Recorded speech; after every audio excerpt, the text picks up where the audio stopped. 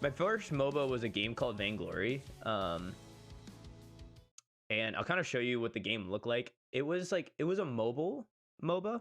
It was on mobile devices, so I played it on my iPad back in the day. Hang on. I'll kind of show you what it looks like. It was by far the best mobile MOBA. Look at that. The rise and fall of Vainglory. God, dude, they actually had like a whole video on that. You know what we're gonna do? While you finish up that, I'm gonna watch this and kind of react to it and stuff.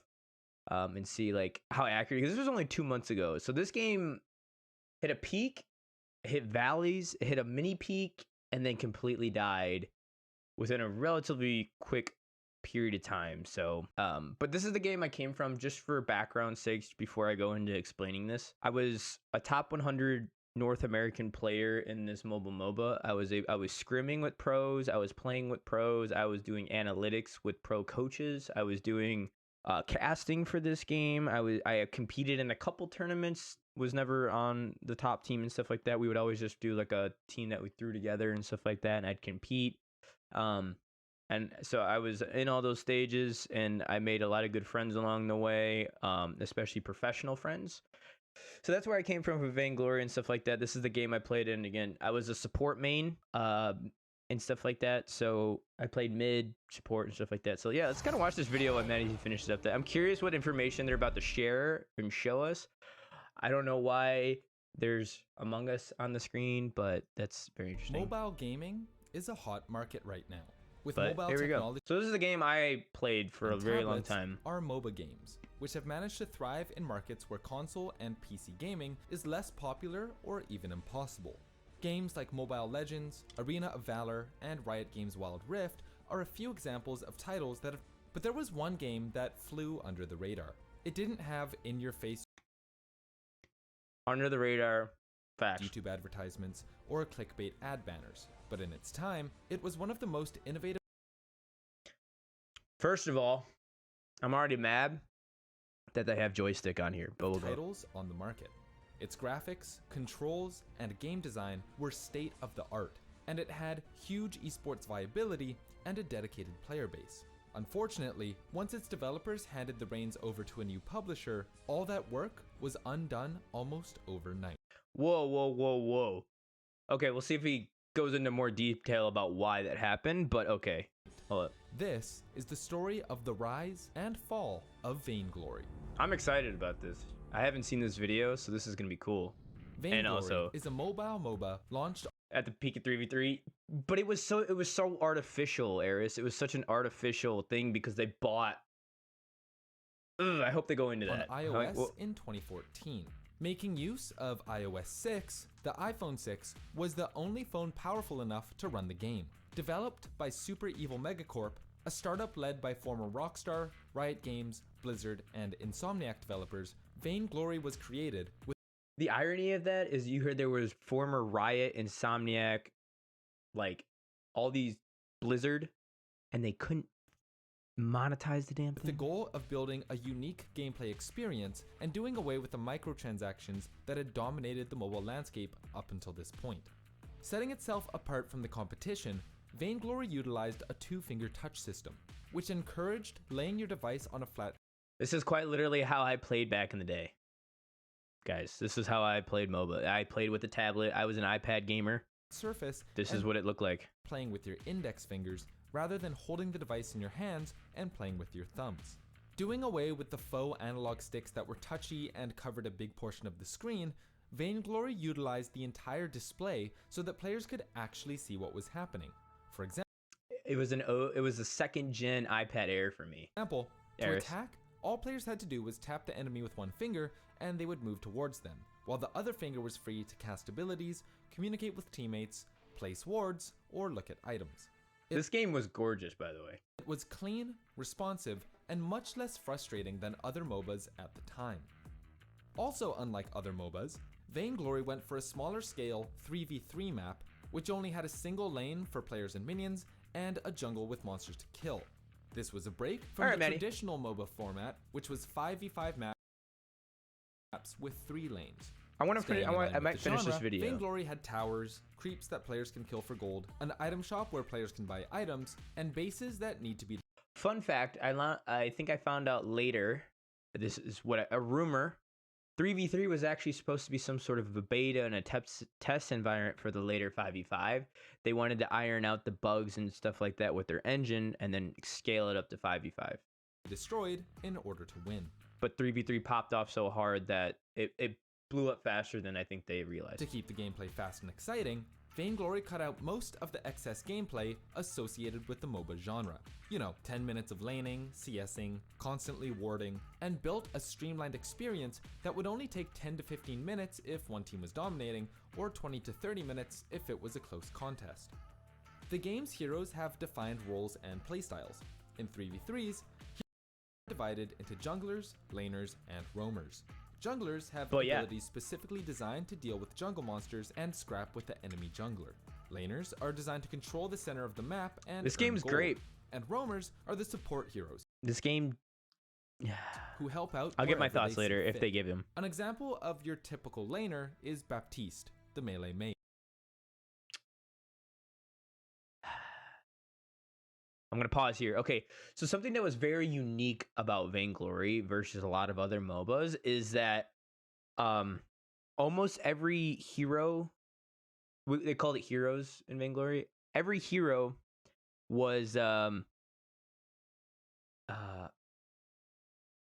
very flexible in the way they were played based off of what items you bought. Okay, for example, Baptiste could have gone, if you go weapon power, he was like a bruiser.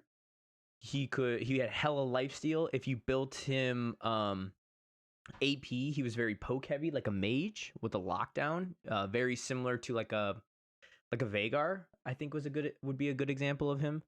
But if you went like weapon power or attack damage and stuff like that, he was closer to I'm trying to think of an example in League of Legends. I don't want to say not like a set, but he would do auto attacks like super fast and heal really quickly. I'm just kind of blanking on who that might be. And then he had but also he could be played support if you build very tanky items and stuff like that. He had good lockdown and CC. So almost every hero and stuff like that in Vainglory was 100% dependent on their build path, and almost every single one had a viability and that could be flexed into another one relative to the meta, I should say.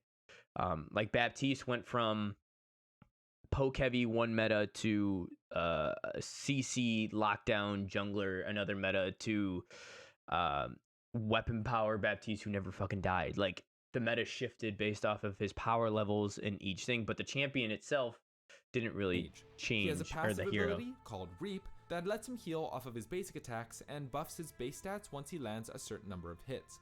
His other three abilities include Bad Mojo, an AoE attack that does more damage to enemy heroes, Ordained, which traps enemies in an area and stuns anyone who tries to leave, and Fearsome Shade, which causes enemies to run away and also damages talking about them. Echo. As far as MOBA characters go, Baptiste is pretty standard, and his kit is geared towards fighting and lane control. The game utilizes some unique jungle mechanics that separates it from its peers. The jungle has a jungle boss called the Gold Miner, which spawns in at 5 minutes and can be killed for gold. Very interesting that they decided to, I know this is the rise and fall of Vainglory, and they're highlighting so much on the 3v3. The But more we'll time see. the gold miner is left alone and allowed to mine, the more gold players get from killing him. At 15 minutes, the miner is replaced with the Kraken, a jungle boss that requires So a good example of this, guys, in League of Legends would be the Rift Herald turning into Baron. This is what they did with 3v3. Rather than a Rift Herald, they had a gold thing that would just give a lot of gold, and then rather than a Baron, it turned into a Rift Herald. You requires probably the whole see. team to take down. Once defeated, the Kraken joins the team that killed it and helps to take down the enemy team's towers. For the most part, defeating the Kraken usually means a win for that team. With all that out of the way, let's look at how Vainglory got popular in the first place. Okay. When it first launched in 2014, Let's see how accurate the game this was is. praised for its innovative take on the MOBA genre. Built on the developer's own Evil engine, the game was met with international acclaim as it had a low barrier for entry, it was free to play, and it kept players hooked with its fast match time and all of its content. I'll reiterate that the reason I got into Vainglory versus a League of Legends was because I had a Mac in college, It was like an old MacBook Pro. Even running like League of Legends was doable, but it was a subpar experience. I had an Xbox One, but I didn't have a PC. So the MOBAs I played at the time what were accessible. I played Smite because it was on Xbox, and I played Vainglory because I had an iPad, and it ran very well on the iPad back in the day and 3v3. Skins to new heroes being unlockable by So free to play, easily accessible, aka an iPad, which I could literally put in my lap and play wherever I went. And I mean, it blew up. The game instead of bought with real money. Sure, you could buy things with real money and secondary currency, but most things could be unlocked by grinding out 30 or so games and never having to spend any actual cash. The game was true. You could almost earn any skin you wanted if you grinded it out. That changed over time. Also definitely not play to win, and made a point of staying away from the shady business models that other mobile Eris, did you see the desync? Did you? games tended to follow. With so much praise, eventually, Vainglory made its way to Android, Mac computers, and even Steam. In early 2015, Vainglory had its first esports push, and even Steam. In early 2015, Vainglory... The guy on the left now, guys, commentates for Wild Rift. I think they might all do. I know definitely the guy on the left does. That's a scoundrel, guys. He does Wild Rift stuff. Vainglory had its first esports push, Good guy. And held its first world championship in 2016.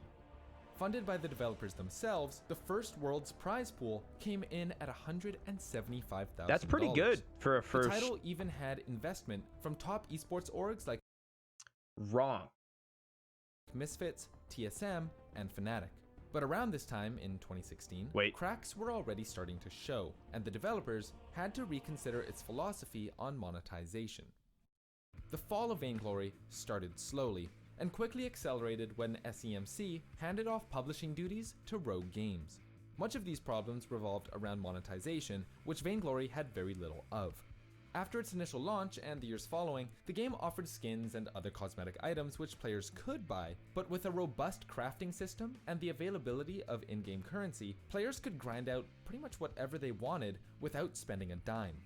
SEMC also invested heavily into esports with little return on those investments. We got it. The company reportedly sunk millions into venues and hotels and were hemorrhaging money. All of this expenditure with no return forced SEMC to discontinue their esports ventures in 2018. To try and so to elaborate a little bit more on that, guys, what they haven't really gone into detail here is what SEMC did as a marketing tactic rather than a standard grassroots esports scene, which usually you get like you dump money into the game and then the community makes esports and then esports grows by itself. What Super Evil Megacorp did, or SEMC for short, is they paid orgs to be into their esport. And then what they were hoping was that the orgs were supposed to promote the game within themselves, aka for an example, they paid, I don't know, again, this is all what we were kind of told throughout the process, was they literally gave money to Cloud9 to have a pro team, and then Cloud9 in return was supposed to put Vainglory on like a front page of their website and then grow the game that way. You could see the problem. It's all artificial. It's fake. The orgs weren't buying into it. They were being paid to be a part of it. Right? So it's just a loss of money, and it was fake. So, and then you can see that money sink. Quickly, you ran out of money. So, and turn a profit, the devs decided that the skin system needed a change. A new crafting system was added to make grinding for specific skins harder, as earning skins became randomized. But most players kept to their usual habits of playing rather than paying. SEMC even introduced other cosmetics like hats, a battle pass system, and chests that players could open for talents that gave certain power-ups in specific game modes, but nothing seemed to help. A new 5v5 mode was added to increase the player base and appeal to a wider mobile audience, and the game even became available cross-platform on Steam, but none of... So, for reference, guys, again, Vainglory, the second it went to Steam, actually, even before that, I was playing it on PC. They had access because I was part of the content creator program, and for a select number of people, if you signed up for it, they had actually uh, a thing you had to download directly from like a Dropbox to play it on PC as an alpha. So I played it as an alpha, but I was still playing against. It was cross-platform, so I was on my PC playing an alpha build, being able to play with everybody on their phones and mobile devices. At the time, it was revolutionary. There's not many video games that had a parity where if I played on PC, those people on iPad, phones, etc., weren't at a disadvantage because they weren't. Most of the pros, almost all the pros, actually, I think like all the pros were quite literally on mobile devices, but myself, I was still a top 100 player on PC. So I bought into this immediately, which is why I was able to adapt to League of Legends so quickly. None of these changes did enough. Part of the issue is due to the lack of advertising.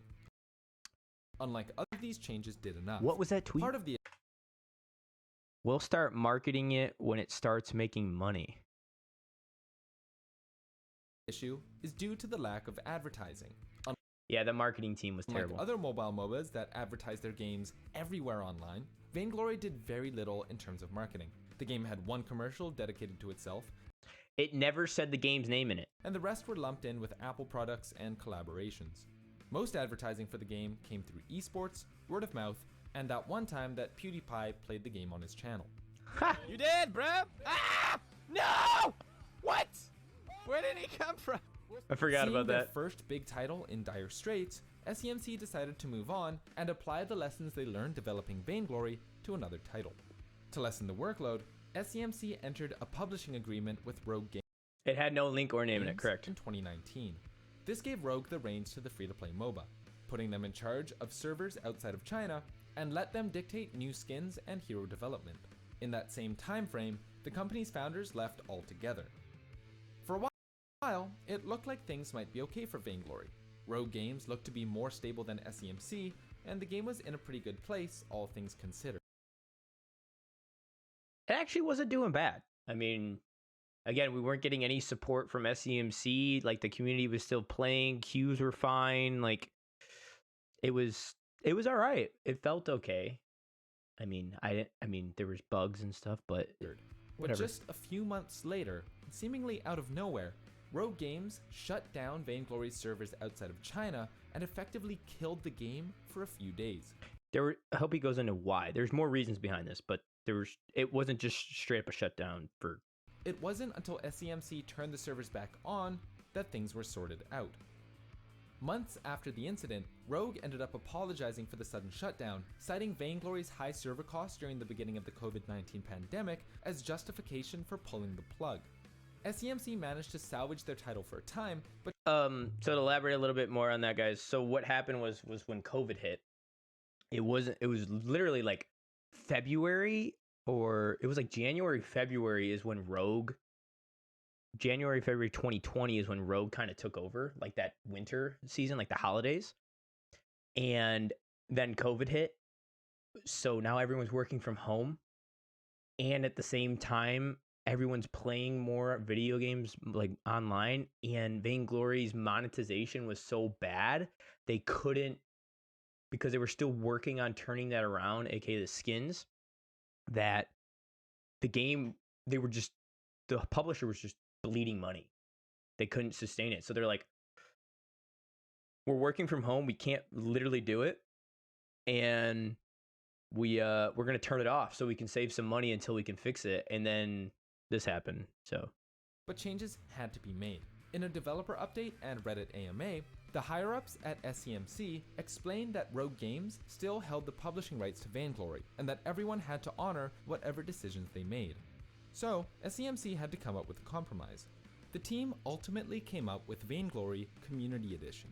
Essentially, Yeah. Vainglory would be given into the hands of its players, who would receive all of the necessary tools to host their own servers and run events without SEMC or Rogue Gaming interfering. The ability to purchase. That's what we were told, and a bunch of us were super excited. We were actually thinking about investing into this. Haven't heard of what. Never even got to that point. Servers and host matches was made available to everyone, but there were a few caveats that came along with that. Some features were removed altogether. Ranked matchmaking, ELO, and game history would be lost to time. Certain in-game features like chat would be unavailable as well. However, there are also a few perks, including players having access to all in-game cosmetics. On top of this, server hosts were given complete access to all game modes and balancing, meaning that players could make the game essentially whatever they wanted. Never got it. SCMC worked for about 3 months on this iteration of the game, sacrificing nights and weekends in the name of giving their community something to remember them by. In their last update to fans, So, wait, hang on. SCMC gave a farewell and well wishes to those who had already started their own community servers. Outside of China, Vainglory is a shell of its former self. A little bit more on that. So this 1B, 1C thing, they pretty much stopped at 1B. That's pretty much it. And they never updated the PC version, aka the Steam version. So I was stuck on an older patch. I couldn't play with anybody that was on the newer patch, aka any of the mobile people. So basically all the PC people were just killed by this. They never updated it. Aka I could no longer stream it. I could no longer play it. I didn't want to go back to playing on my mobile device because my mobile device didn't even run it anymore. I'm not going to play on my phone. I haven't been playing on my phone for 2 years on that game, so I wasn't going to switch. So that's when I just stopped. That's when I switched to League of Legends. So they never got to stage 1C, really. They literally just said, see ya. And they stopped about there. Weekends So in the name of giving their community something to remember them by. they killed themselves. Yeah, they killed themselves by, it sucks because they killed themselves because they weren't good at business. They didn't monetize it well. Like, they didn't advertise. And they didn't sell skins for a shit ton of money like all the other video games do out there that are free to play. They were too nice. They were too nice of a company, and they failed because of it. And that's what people got to realize when it comes to free to play games, and they're asking like Rocket League, like why are crafting blueprints $20? Like this is what happens if they're not. Now, obviously, Rocket League is a different situation because they have the backing of Epic Games and they have that unlimited money printer. But the reality is Epic Games has that money because one is the engine, Unreal Engine, but then also two, they're not predatory, but seemingly predatory skins and stuff in Fortnite and stuff. That's what you have to do as a company to be able to run an online service game. You need money. It's an expensive business. And these guys were super nice. They were so nice to us as a video game community that they killed themselves. They had no money. They gave us everything we wanted as gamers, and it shot themselves in the foot because they had no money to spend. And that's the reality. That's what killed Vainglory. They didn't invest in the advertising side of it, and they were too nice. And then when COVID hit, they didn't have the resources and stuff to support Vainglory, and they're currently developing a new game. They were too split, so they basically said, we're going to have to let Vainglory just kind of sit there for a bit on a shelf with the shell of itself. And SCMC gave a farewell and well wishes to those who had already started their own community servers. Outside of China, Vainglory is a shell of its former self. The game had all the makings of a classic when it first released. By the way, this game in China is doing very well. With innovative controls and graphics that were unparalleled, but sadly, it just wasn't sustainable. In hindsight, Vainglory's decline was inevitable. Another startup game developer with a great game idea, but little in the way of monetization. These issues were compounded by a new publisher entering the picture and a global pandemic. No. Rogue didn't do it. Rogue inherited their issue, and then the pandemic killed it. Which is more SCMC than Rogue's. All but sealing the game's demise. Still, through a small, dedicated community, you can download Vainglory today and find the game through their community servers. It's not the same titan it once was, but Vainglory will remain a testament to what mobile gaming innovation looks like and a reminder of what could have been. There are just so many devices out there, right?